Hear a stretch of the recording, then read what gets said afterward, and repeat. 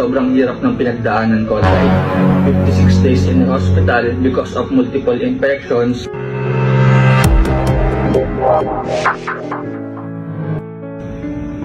I have cancer, acute lymphoblastic leukemia, cancer in the blood. At ito ang testimony ko. I was diagnosed January 2023 and natapos ko yung treatment ko, which is chemotherapy.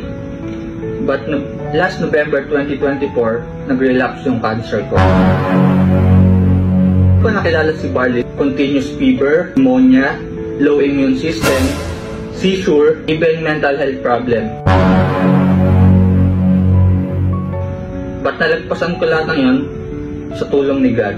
One day, sobrang gulo ng pag-iisip ko, may isang taong nag-message sa akin about sa product nila, which is Barley. Nakuha naman ito yung attention ko.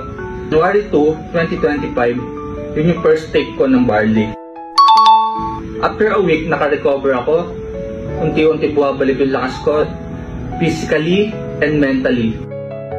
Unti-unti na rin talagang nakaka-recover. After a few weeks, nakalabas na rin ako ng hospital. And now, nag-undergo na ulit ako ng chemotherapy.